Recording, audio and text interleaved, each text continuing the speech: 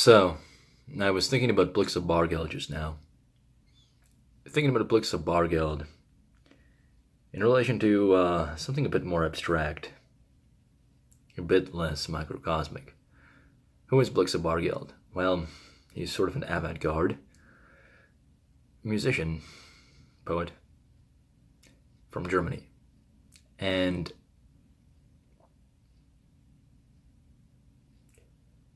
what I was thinking was that, is it easier? Or is it harder? Because I just wrote this blog post about how now is the best time to be a writer. And I can use it as shorthand for now is the best time to be a creative, I suppose. Now, is that true? Was it harder in Bargeld's day? Because if we look at it this way, self-publication was far more difficult.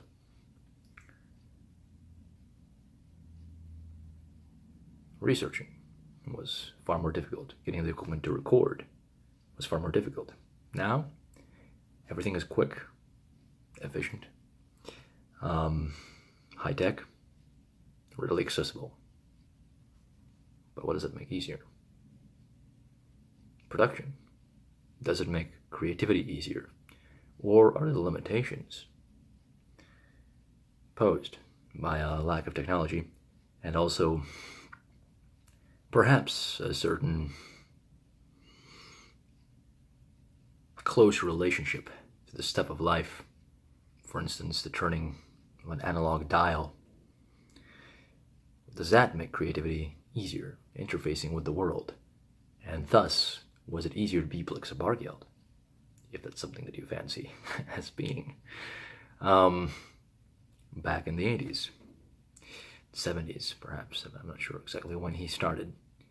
The reason I like him is that, at least one of the reasons, the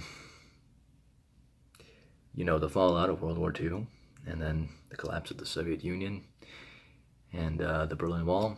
I'm significantly younger. I was born in '89, the year that the wall collapsed, but a lot of the scenery and sort of the geist of the thing speaks to me. And that's why I mentioned the rotary phone, because as a child I had one, and there was something in the tactile nature and following the mechanics of it that produced streams of thought. And now that would basically be an antique that you would use for the sake of whimsy. Is creativity more difficult? Personally, I really don't think so, but there are times that I do. So, tell me what you think. Thanks so much for listening, and take care.